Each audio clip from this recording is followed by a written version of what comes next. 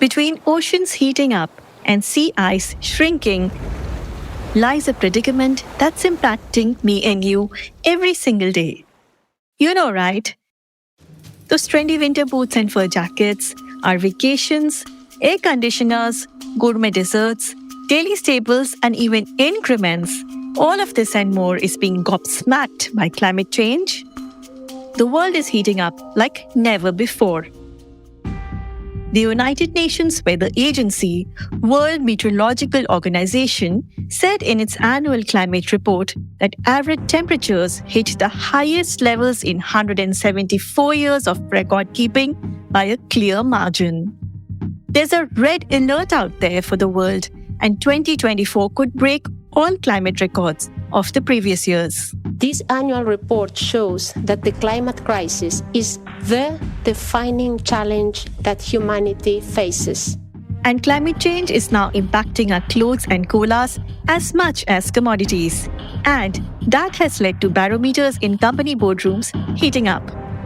So we have an apparel and shoemaker recalibrating seasons. Harkirat Singh, Managing Director of high fashion and footwear company Woodland. We have a lot of products which are winter-oriented products. So we have to be very careful about when we order and how much we order and what time it has to be delivered, because, the inventories and all are very important to maintain the profitability of the company. And now probably, we've broken it up into more seasons. We can't predict so early because there have been changes. And CEOs included in their KRAs and risk management profiles. Here's Shiv Shivakumar, operating partner at Advent International.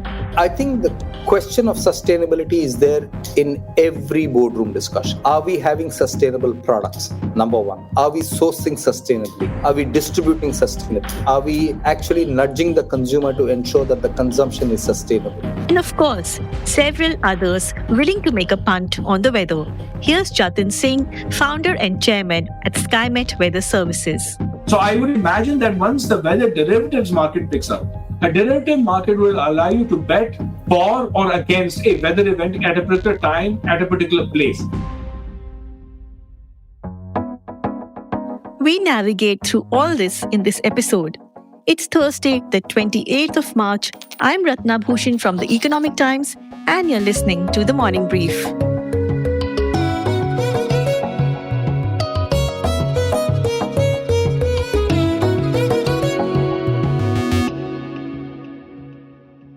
This is what happens when ice cream is just 2 degrees warmer than it should be. For Ben & Jerry's, it's a mess. For the planet, it's a metaphor. But we can prevent it. Inventing smart new ways to move, store, and generate carbon-free energy. The kind of inventing that gets people at Google very excited. So that's our plan, to be the first major company in the world to run on carbon-free energy by 2030. Dear planet, we are committed to making fashion more sustainable. That's why 79% of our garments already have sustainable properties. By 2022, it will be 100%. Mother Nature, welcome to Apple. How was the weather getting in? The weather was however I wanted it to be. Let's cut to the chase. In 2020, you promised to bring Apple's entire carbon footprint to zero by 2030.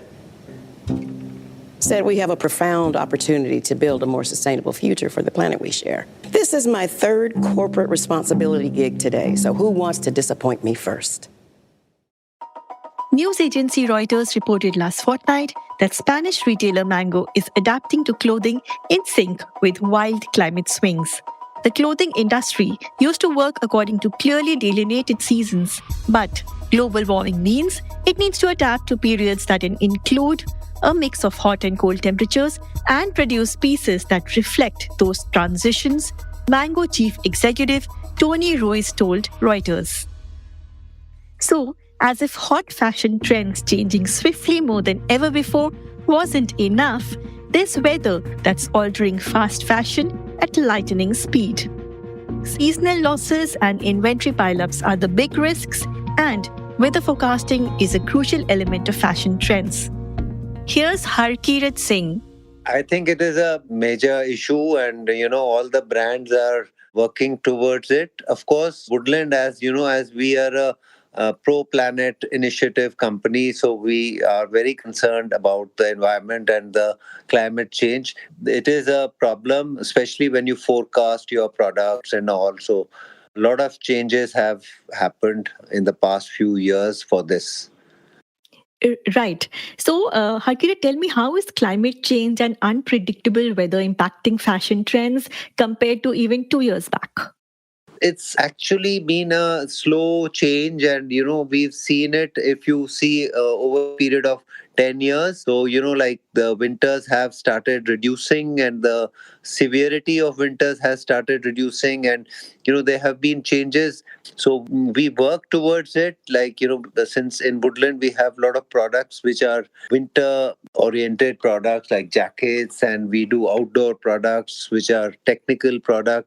So we have to be very careful about when we order and how much we order, and what time it has to be delivered, because the inventories and all are very important to maintain the profitability of the company.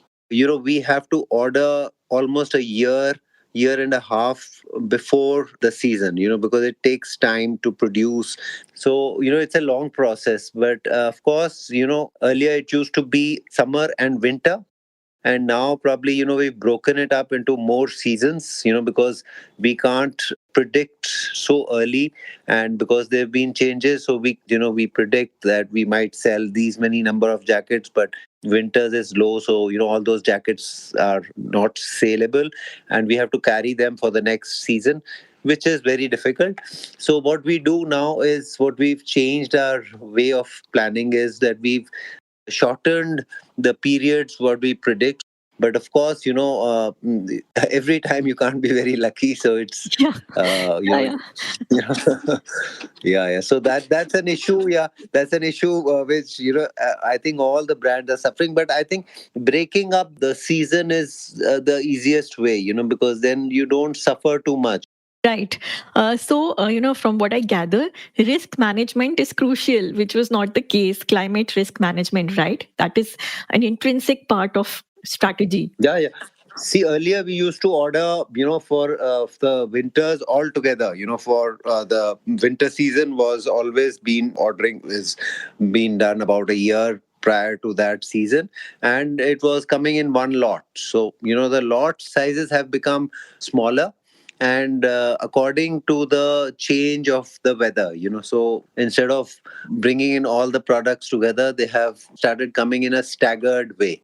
So, all this is obviously aimed at mitigating losses, right? So, have you been saddled with seasonal losses, and not just you, the industry? How does the industry compensate if that happens in worst case scenarios? Like every brand does that, because you have off-season products, like you have boots which are left over, and summers more open, because in India the summers are very severe, so you won't be able to sell the boots. And also we have some a lot of stores in the hilly areas, like Himachal and Jammu Kashmir, so we shift our products towards that areas where it keeps selling.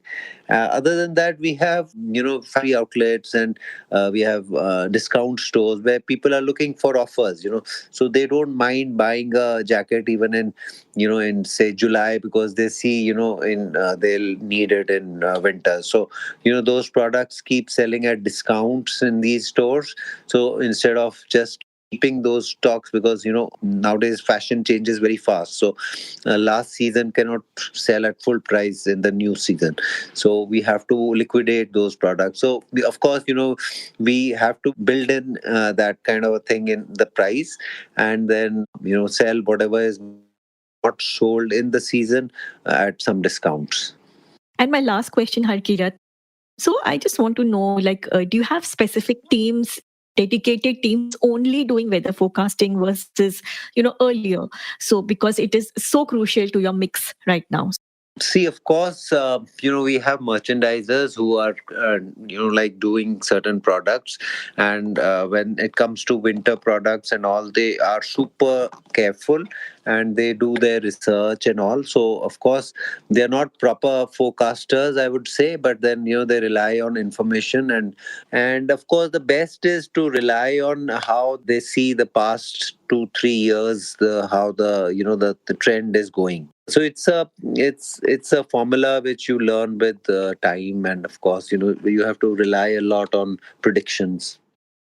Moving on from wardrobes and dining tables to boardrooms, where the decision makers and torchbearers, if I may say so, need to do a lot more to deal with melting glaciers, to save the climate, their balance sheets, and their annual increments.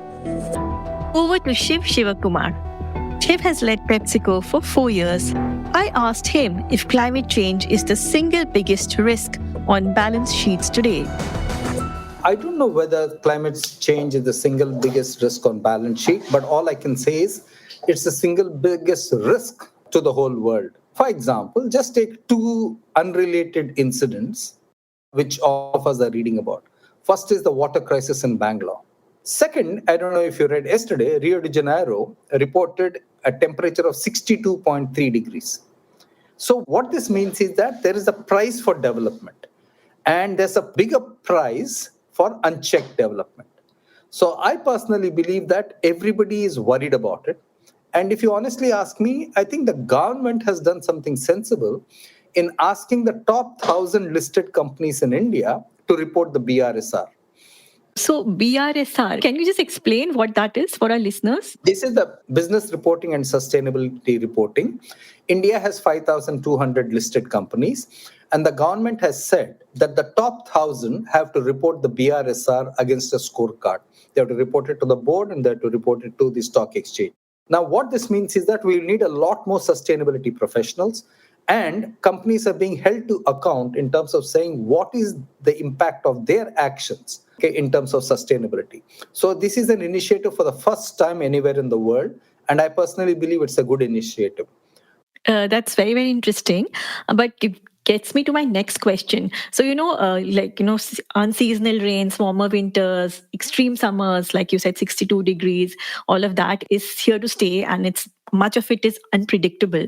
So from the consumer point of view, do you think companies are, doing enough on all weather strategies? They talk about it, but is enough being done by the companies? Yeah, companies, I think, are being forced to do it because regulation is actually there. That's one.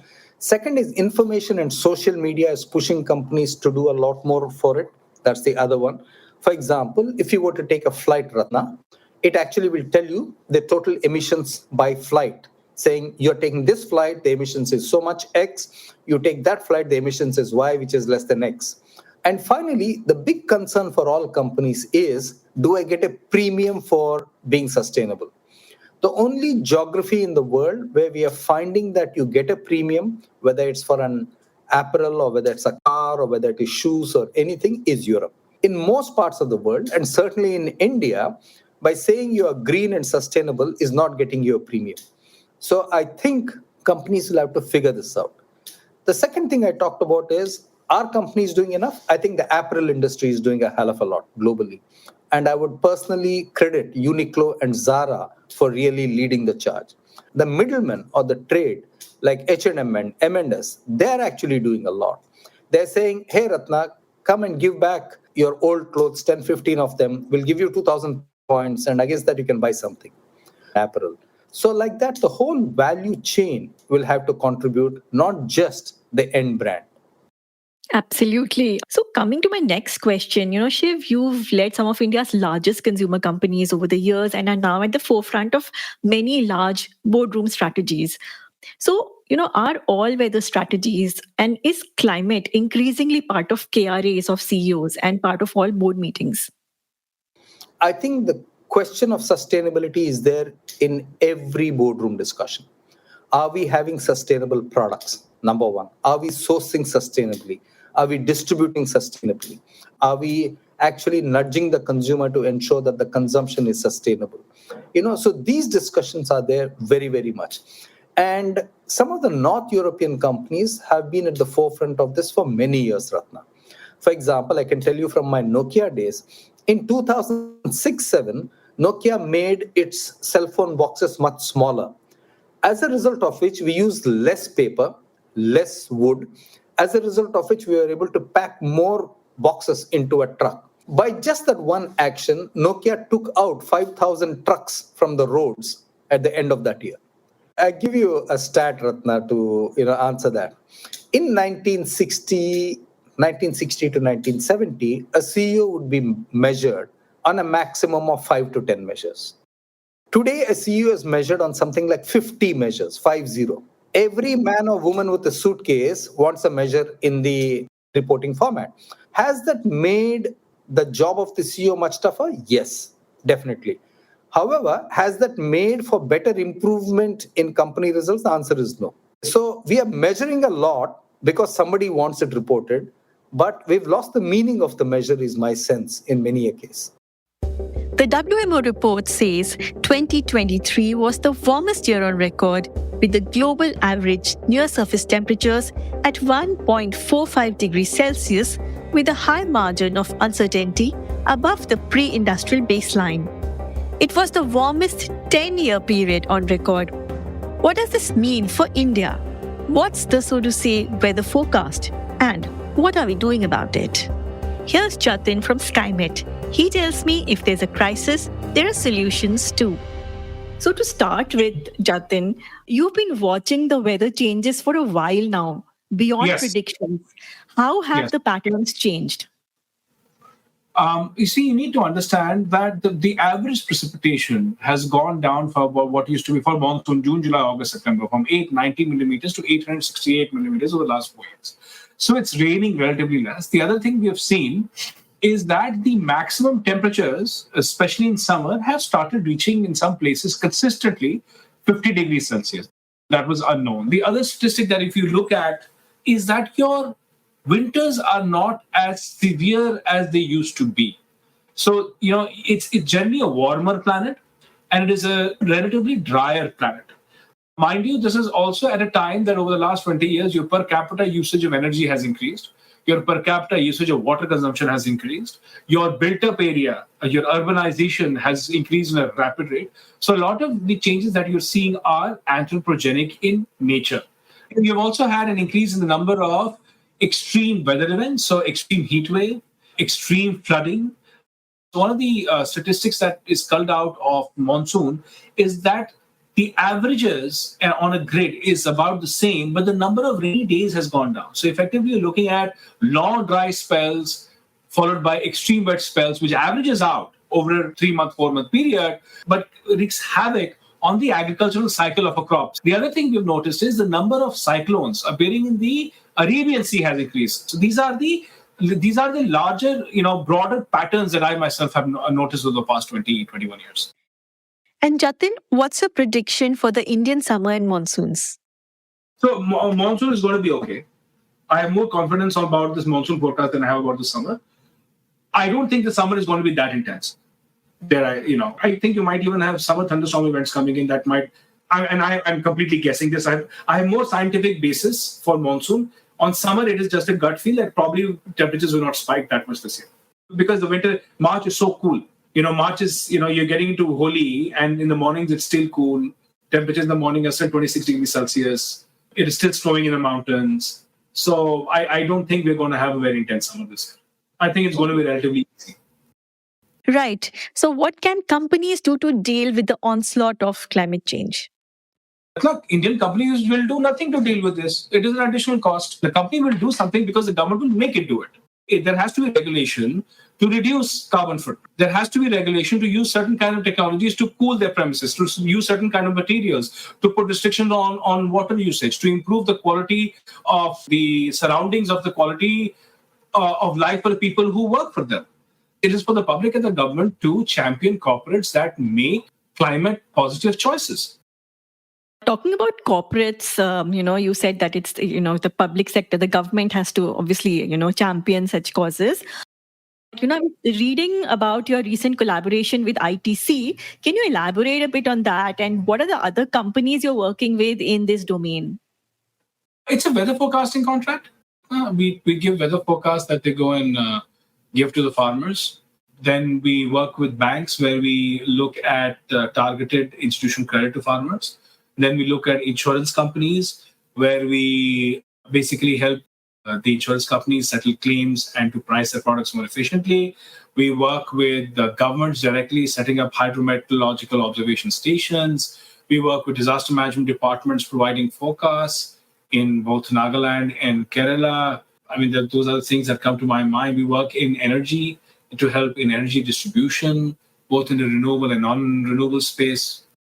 So, Jatin, tell me, how is weather forecasting helping the business industry? Or rather, how is it becoming a business product itself?